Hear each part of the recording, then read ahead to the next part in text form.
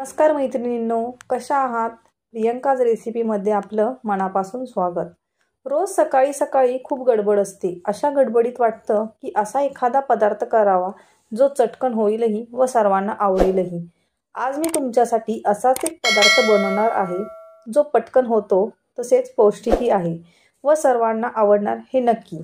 चला तर मग बाजरीच्या पिठाचे घावण बनवायला सुरुवात करूया. साठी मी पालकाची व मेथीची भाजी स्वच्छ धुवून घेतलेली आहे. तीच भाजी पालक, मेथी व कोथिंबीर येथे बारीक चिरून घेतलेली आहे. आता घावणाचे पीठ बनवून घेऊया. त्यासाठी मी साधारण 2 वाटी बाजरीचे पीठ घेतलेले आहे. त्यामध्ये मी 2 चमचे तांदळाचे पीठ, 2 चमचे बेसन पीठ, बारीक चिरलेली मेथी, बारीक चिरलेला पालक तसेच बारीक चिरलेली कोथिंबीर घातलेली आहे. इथे आपण आपल्या आवडीनुसार भाज्या कमी जास्त करू शकतो.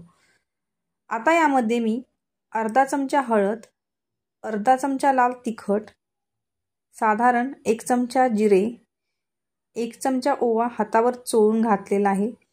तसेच 1 चमचा तीळ, 1 चमचा लसूण मिरचीचा ठेचा, चवीपुरते मीठ व 1 चमचा धनापूड घातलेली आहे.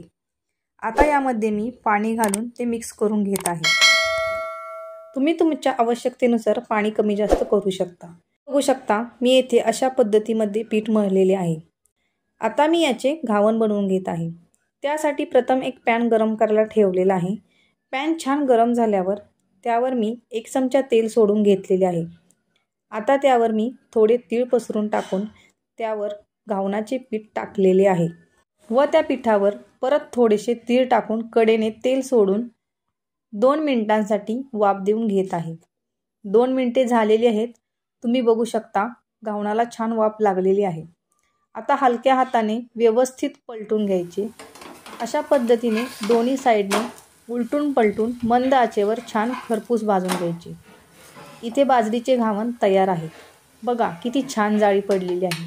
तसेच दिसायलाही किती छान दिसत आहे. बघता क्षणी खायची इच्छा होते ना. हे तुम्ही दह्यासोबत किंवा सॉससोबत खाऊ शकता. खूप छान लागते. तुम्हाला माझी ही रेसिपी कशी वाटली ते मला कमेंट करून सांगा व माझ्या नवनवीन रेसिपी पाहण्यासाठी माझ्या प्रियंकाज रेसिपी या चॅनलला लाईक, शेअर व सबस्क्राईब नक्की करा. धन्यवाद.